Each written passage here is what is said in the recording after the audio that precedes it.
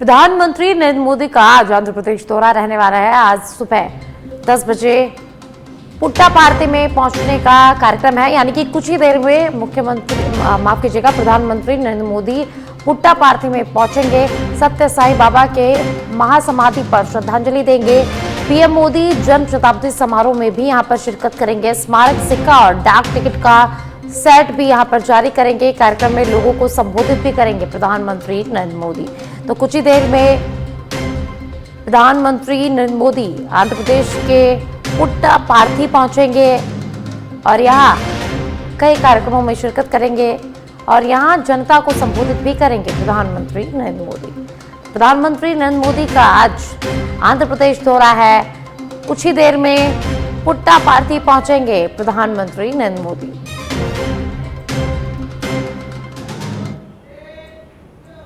PM Modi आज जारी करेंगे पीएम किसान सम्मान निधि की 21वीं किश्त। मुख्यमंत्री भजनलाल शर्मा राज्य स्तरीय कार्यक्रम में शामिल होंगे। दुर्गापुरा स्थित राज्य कृषि प्रबंध संस्थान में कार्यक्रम आयोजित होगा, जहां मुख्यमंत्री भजनलाल शर्मा पहुंचेंगे। देश भर में 9 करोड़ कृषकों को 18,000 करोड़ रुपए हस्तांतरित होंगे। प्रधानमंत्री पीएम किसान उत्सव दिवस पर राशि हस्तांतरित करेंगे।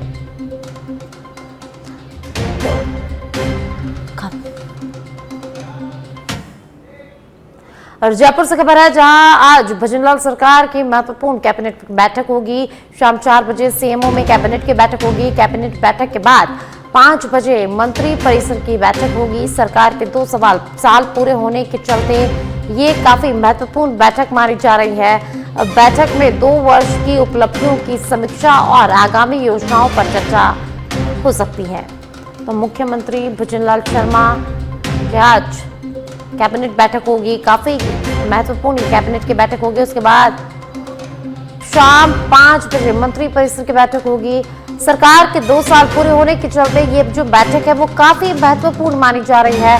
बैठक में 2 वर्ष की उपलब्धियां और समीक्षा और आगामी जो योजनाएं होंगी उन पर चर्चा हो सकती है। तो जयपुर से खबर है, जहां भजनलाल सरकार कैबिनेट के आज काफी महत्वपूर्ण बैठक होने वाली है। शाम 4 बजे सीएमओ में कैबिनेट की बैठक होगी और उसके बाद मंत्री परिषद की बैठक होगी। तो देखिए, ये जो बैठक है वो काफी महत्वपूर्ण मानी जा रही है। भजनलाल सरकार के 2 साल पूरे होने को लेकर इस बैठक में उपलब्धियों पर चर्चा हो सकती है और आगामी योजनाओं को लेकर भी इस बैठक में चर्चा हो सकती है।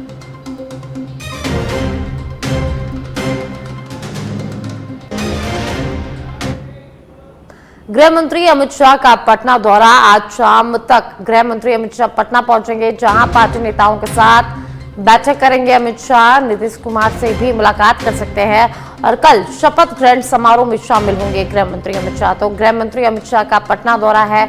आज शाम तक पटना पहुंचने का उनका कार्यक्रम है, जहां वे पार्टी के नेताओं के साथ बैठक करेंगे। वहीं नीतीश कुमार से भी मिल सकते हैं गृह मंत्री अमित शाह और कल शपथ ग्रहण समारोह होना है, जिसमें गृह मंत्री अमित शाह शामिल होंगे। तो कल बिहार सरकार का शपथ ग्रहण समारोह है और गृह मंत्री अमित शाह शपथ ग्रहण समारोह में शिरकत करेंगे और आज शाम तक पटना पहुंचने का गृह मंत्री अमित शाह का कार्यक्रम है। पटना पहुंचने के बाद वे पार्टी के नेताओं के साथ बैठक करेंगे और कई बातों पर इस बैठक में चर्चा होगी।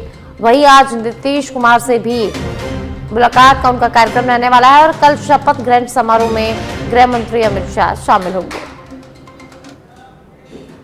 प्रदेश के 7 संभागों में घूमर फेस्टिवल आज जयपुर, जोधपुर, अजमेर, बीकानेर, उदयपुर, कोटा और भरतपुर में एक साथ घूमर फेस्टिवल 2025 होगा।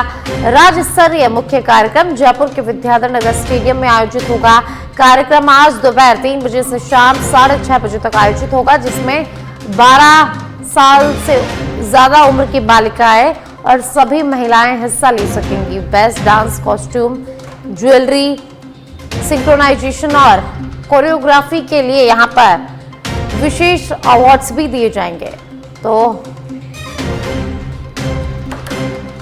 घूमर फेस्टिवल 2025 7 संभागों में आज एक साथ आयोजित होगा और राज्य स्तरीय मुख्य कार्यक्रम जयपुर के विद्याधर नगर स्टेडियम में आयोजित होगा। शाम को 3 बजे से शाम 6:30 6 बजे तक ये कार्यक्रम आयोजित होगा, जिसमें 12 साल से ज्यादा उम्र की बालिकाएं और सभी जो महिलाएं हैं वो हिस्सा ले सकेंगी। और इस कार्यक्रम में सब अलग अलग तरीके के अवार्ड्स भी दिए जाएंगे। Best dancers, best costume, best choreography को लेकर यहाँ पर अवार्ड्स भी दिए जाएंगे।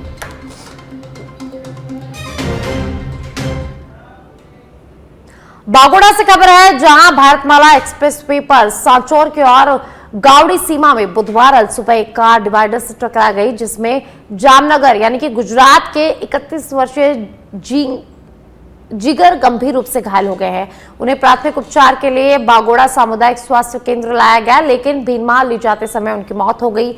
जानकारी के अनुसार कार में जामनगर के 5 युवक रामदेवरा दर्शन के लिए जा रहे थे। गावड़े के पास अचानक कार डिवाइडर से टकरा गई और यह हादसा हो गया। ये टक्कर इतनी जोरदार थी कि डिवाइडर का हिस्सा कार के आगे के हिस्से में घुस गया।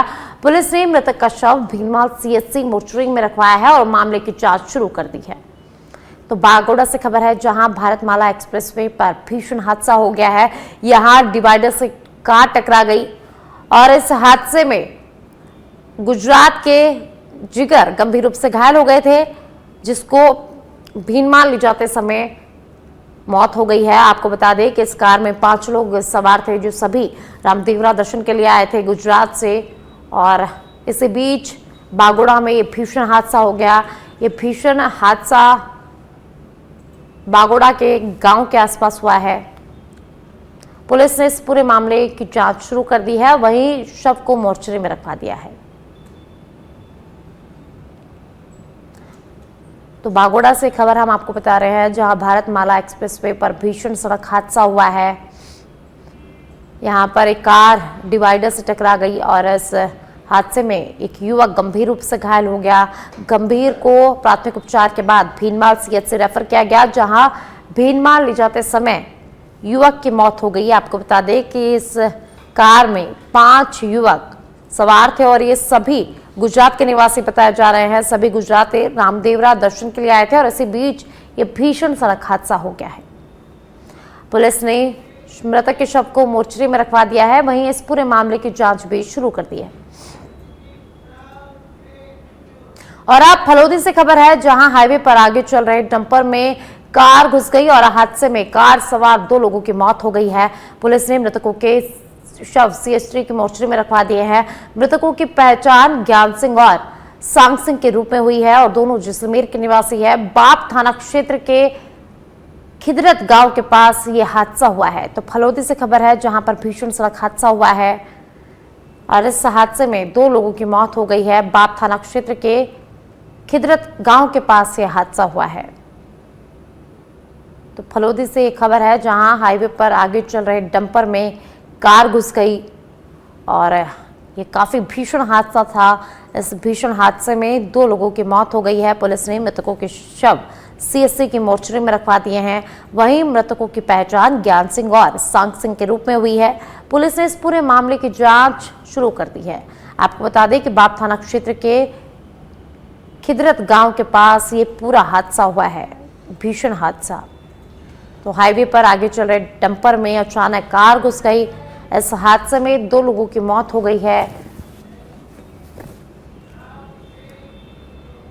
और अब रायसिंह से खबर है, जहां रायसिंह श्री बिश्नोई मंदिर विवाद के मामले में सच पे तड़क की खबर पर मुहर लगी है।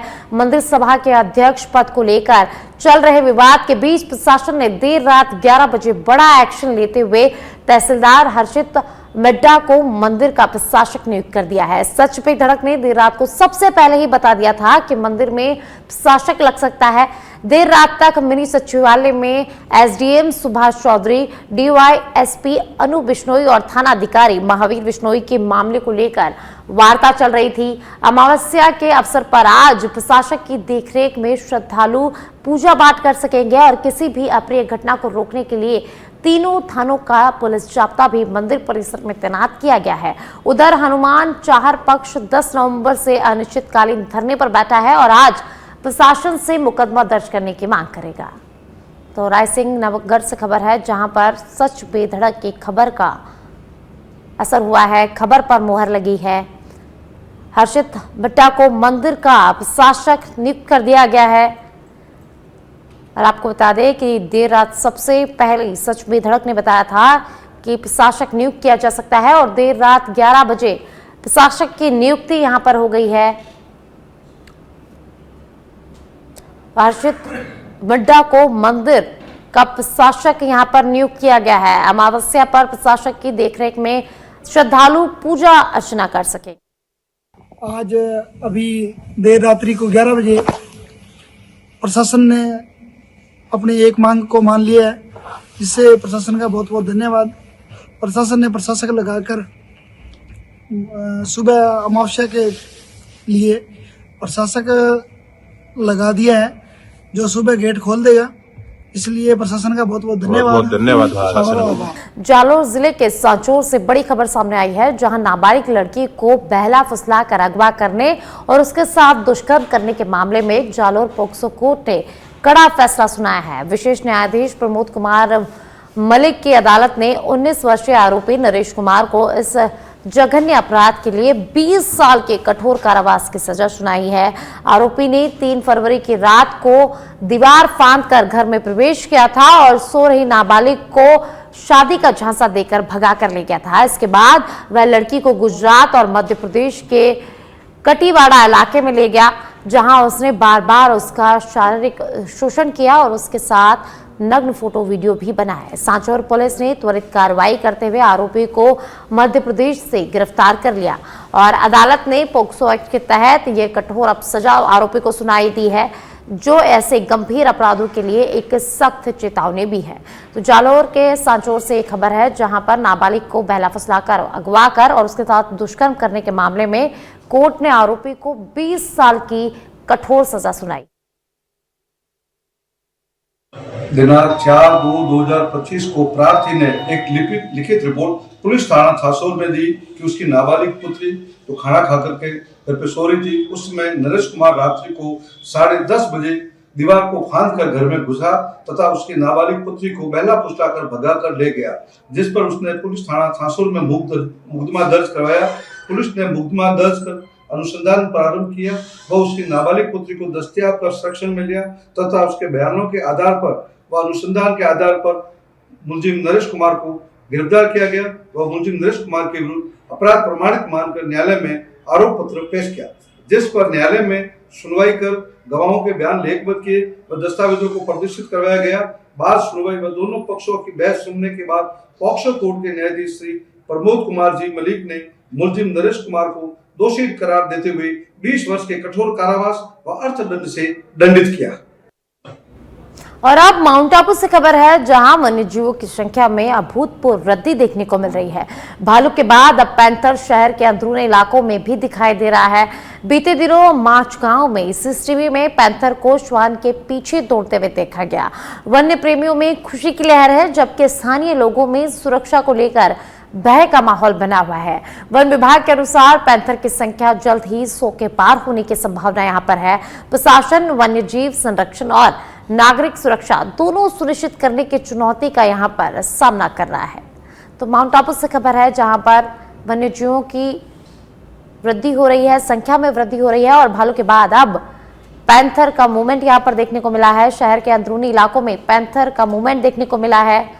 तो वहीं वन्य प्रेमियों में इसको लेकर खुशी का माहौल है, वहीं जो आमजन है उनमें सुरक्षा को लेकर भय का माहौल बना हुआ है।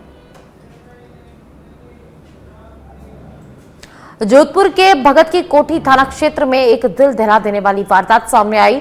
भगत की कोठी थाना क्षेत्र में सोमवार देर शाम ड्यूटी से लौट रहे बीएलओ धर्मेंद्र गौड़ पर एक टैक्सी ड्राइवर ने चाकू से जानलेवा हमला कर दिया, जिससे वह गंभीर रूप से घायल हो गए।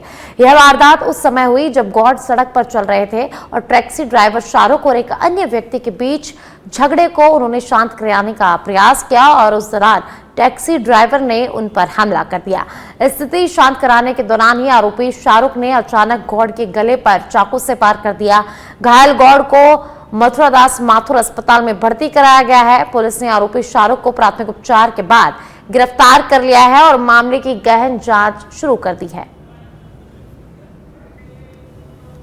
चाकू वगैरह कुछ नहीं है, चाबी आदमी की उसकी लग गई होगी उनके। जो है ना, मैं गाड़ी के लिए रोका था, बस फ्री रिक्शा चलाता हूँ मैं, तो खुद चालाक हुई रिक्शा वाला। अब आके भैया गाली गलौज करने लग गए। मामला क्या हुआ था, पूरा विस्तार से बताओ। ये मैं सवारी छोड़ के टर्न मार रहा था, वापस यू टर्न मारा तो वहां पे बसें वगैरह और रुक गई हुई थी। तो हम तो छुटकर आदमी है, चालाक लेते हैं, सवारी छुटकर खड़े कोई रहने देते नहीं हमको। ये आज दिनांक 18/11/2025 को शाम को पुलिस थाना भगत की कोठी पर इत्तला प्राप्त हुई कि धर्मेंद्र गौड़ नामक व्यक्ति जो हैं उनके ऊपर किसी ने हमला कर दिया है शार्प ऑब्जेक्ट से और उनका इलाज एमडीएम में चल रहा है, जिसपे पुलिस थाना भगत की कोठी से आईओ पहुंचे एमडीएम हॉस्पिटल और वहां पर जो धर्मेंद्र गौड़ हैं जो विजयनगर भगत की कोठी थाना क्षेत्र के ही रहने वाले हैं और जो हाल में बीएलओ की ड्यूटी कर रहे हैं सूरसागर वार्ड नंबर 231 में, उनके द्वारा बताया गया कि उनके साथ किसी टैक्सी ड्राइवर ने नुकीली चीज से हमला किया उनके ऊपर और उनसे उनका बैग जो है वो छीनने का प्रयास किया। चाकू वगैरह कुछ नहीं है, चाबी आती। लाडू विधानसभा क्षेत्र में खरीफ फसल खराबे के मुआवजे को लेकर मंगलवार को किसानों ने उपखंड कार्यालय के बाहर जमकर प्रदर्शन किया। विधायक मुकेश भाकर के नेतृत्व में किसान ट्रैक्टर और गाड़ियों में पहुंचकर नारेबाजी की और खराब मूंग की फसल एसडीएम कार्यालय के गेट पर फेंक कर विरोध भी जताया। किसानों ने प्रशासन पर आरोप लगाया कि अतिवृष्टि और तूफानी बारिश से हुई फसल क्षति के बावजूद मुआवजे की सूची में लाडनू का शामिल नहीं किया गया है। उन्होंने मुख्यमंत्री के नाम ज्ञापन सौंपकर दोषी राजस्व कर्मियों पर कार्रवाई और उचित मुआवजे की यहां पर मांग की है। विधायक मुकेश भाकर ने प्रशासन को 30 नवंबर तक का कार्रवाई का समय दिया है। चेतावनी दी है कि कार्रवाई नहीं हुई तो आंदोलन जयपुर तक ले जाया जाएगा। तहसीलदार अनिरुद्ध देव ने बताया कि प्रारंभिक रिपोर्ट में 20 से 25% खराबा आया था। अब पुनः जांच कर आगे की कार्रवाई की जाएगी। 13 तारीख को हमने जिला कलेक्टर डीडवाना को इसको लेकर ज्ञापन किया। जब ये मुआवजे की और जो अतिवृष्टि की गिरदावरी हो रही कलेक्टर साहब द्वारा डायरेक्टली तहसीलदार जी लाडू को फोन किया गया और उसके बाद भी यहाँ के पटवारी तहसीलदार इनकी लापरवाही की वजह से यहाँ के किसानों के साथ अन्याय हुआ। इसको लेकर आज एसडीएम कार्यालय घेराव का कार्यक्रम कांग्रेस पार्टी और विभिन्न किसान संगठनों द्वारा किया गया। आज हमने ज्ञापन मुख्यमंत्री और कलेक्टर के नाम एसडीएम को सौंपा है और जो इसके लिए दोषी पटवारी जो तहसीलदार है उनके खिलाफ। देखिए, बारिश के बाद हमने मीटिंग बुलाई थी और सर्वे करवाया गया था। सर्वे में 20 से 25% खराबी की रिपोर्ट प्राप्त हुई है। मुआवजे के लिए 33 या उससे अधिक प्रतिशत खराबे पे मुआवजा मिलता है। आज